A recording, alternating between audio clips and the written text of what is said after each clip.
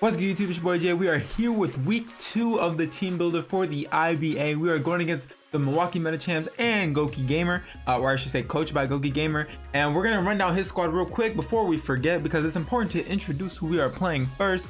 He has access to Celesteela, Kiram, Thunderous, Sylveon, Incineroar, Slowking, Xurkitree, Hitmonlee, Palisand, Skuntank, and Shuckle. So if y'all didn't know, that was actually sign language. That's how you count in sign language, because my mom is a sign language interpreter. But let me stop going off a tangent. We are here with the prep, and as you can see, we have Zygarde, aka Bear. Rest in peace to our doggo. With the Jolly Nature Aura Break, with the Choice Band again. Yes, we're coming back with a Choice Band. Same moveset as well, with 1,000 arrows, Extreme Speed, Outrage, and Iron Tail. Actually, week 1 team builder, for some reason I put 1,000 waves, and like I have been getting, even though like I know what each move does, I like get the names confused. And like shout out to Q, because I sent him the spread just to like show him if I was like Bandit or D-Dance or whatever, and he was like, bro, you know it's 1,000 waves, right? No, we did a test on to see how 1,000 arrows works, because like it's neutral on flying. It doesn't, like for Thunderous, it doesn't automatically hit super effective because electric.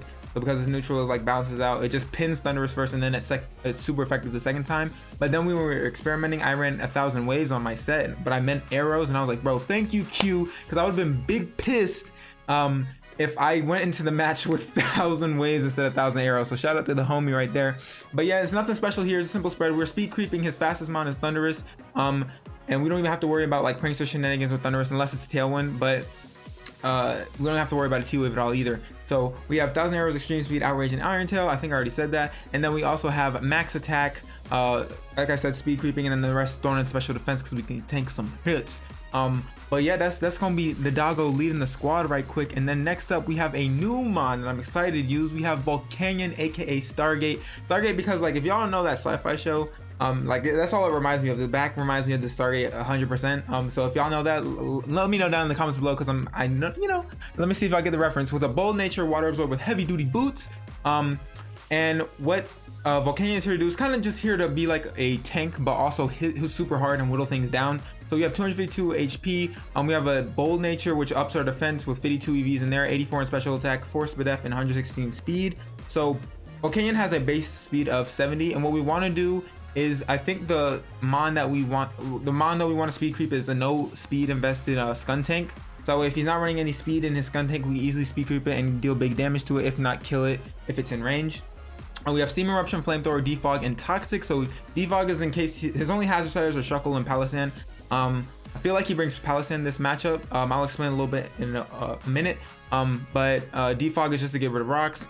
Toxic is to whittle things down aside from Skuntank and Celesteela, because then we can just whittle everything else down, which is really nice, especially on things like Slowking and Sylveon, especially even Palisand or Shuckle.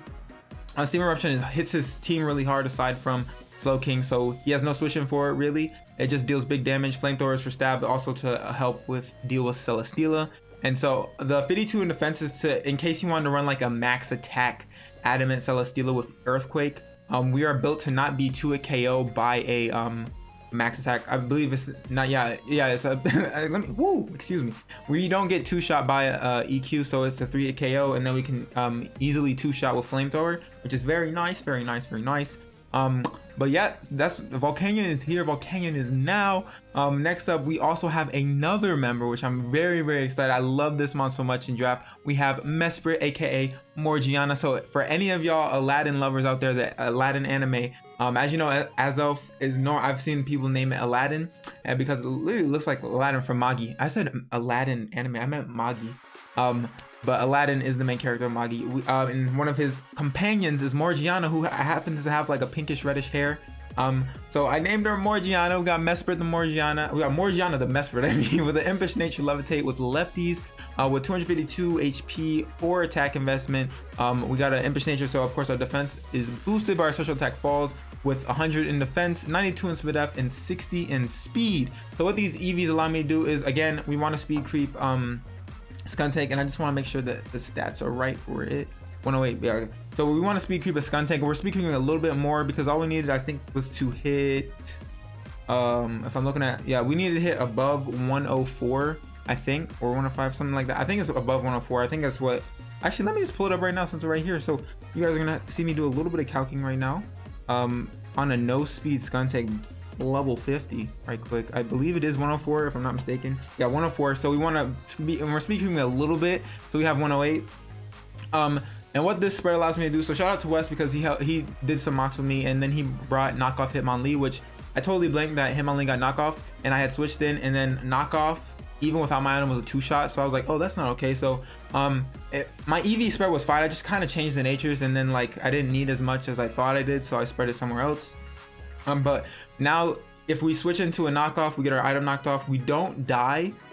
It's a 3-hit KO. So after the item's knocked off, obviously if it was if the item was still on there, then it would be a 2-shot, no problem, and then we'd have a problem. But we don't get 2-shot by a knockoff anymore, which is great. So he could fear the psychic type move or something like that, even though we don't have one, because we have U-turn, stealth rock, knockoff, and T-wave. This is pure momentum, pure hazard setter. So stealth rock is nice against this team because it will whittle things down, especially if he doesn't bring like heavy duty boots Kirim or heavy duty boots Tornadus. Shoot, it even helps whittle down Celesteela a lot, but everything doesn't really like rocks. Knockoff is to just slap off items left and right. U-turn for momentum because we love some momentum, and T-wave is just I'm fearing like autotomized Celesteela just because I know that's a thing. Autotomized like weakness policy that could be like scary. So I was contemplating about running Future Sight on it just to like make him freak out, because you know a lot of people don't remember like the terms for Future Sight. Something is 3, something is 2. It is 2. But you know, if everything's going on in the battle, you're like, oh, I can take this, and then they take the hit, but then Future hit, and they're like, oh no. So it's like I wanted to do that, but I feel like it's not the best, especially because he has 2 dark types. People in my front office were like, no, just do Thunder Wave. Some people were like, do Future Sight, but then I was like, yeah, but Thunder Wave is probably what we should do. I want to have some fun, but I don't want to lose because I want to have fun, you know. So Thunder Wave is there because it would be nice to stop potential setup or help deal with setup or scarfers. So that's super nice. And Mesper's just an overall really good tank because it has base 105 in its defenses and its attack and special attack. So you know that's why we're running an impish nature, because we don't have any special moves. We have U-turn and knockoff, so might as well at least get them to hit as hard as they can with the spread that we have. So I really like Mesper. I think it's gonna do some work, like help us pivot around certain situations. So I'm excited to see how it will perform. Next up we have Raikou, a new mon. Yes, we're bringing all the new mons this time. Let's go. We got Raikou, aka Lionel, for the Thundercat fans out there, with timid pressure with the choice specs. And like if you look at his team, he doesn't have a single electric immunity aside from Palossand. And then week 1, he didn't bring Palossand, and then his opponent had a Manectric, I think that was specs, and it just volt switched all over his team, which is nice. So if he makes the same mistake, then he's gonna be taking a choice specs volt switch from a Raikou repeatedly on his mons. We could whittle everything down, which is super nice.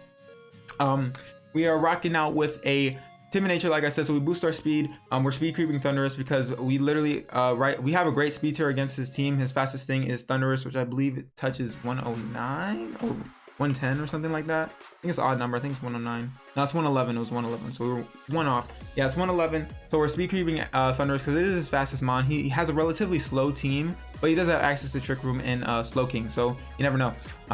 But 228, which is nice, and then 252 max special attack, and then the rest is just thrown into Spit Up because why not? With Volt Switch, T-Bolt, Aura Sphere, and Scald. So I did contemplate about running Calm Mind, but I was like, you know, I need to at least get set up, and then he could pressure me out with Palossand if need be, if I'm not already set up. That's a bit of a problem. So I just went with like a choice specs Volt Switching set, because Volt Switch will give us momentum, because you guys know I love momentum. It comes in clutch so much. And we can Volt Switch around his team. Also, if we're in a certain situation where a mon doesn't want to take a Volt Switch, such as like Celesteela or Thunderous or Skuntank, even Xurkitree doesn't really want to take a specs one, because I mean Xurkitree is pretty frail. But if we can force him to go out into Palossand thinking he's safe, and then we just 2-hit KO with Scald. So it's amazing. So we don't have to worry about anything in regards to that. We can catch the Palo on the switch in, which is very nice if we were bold with our predictions.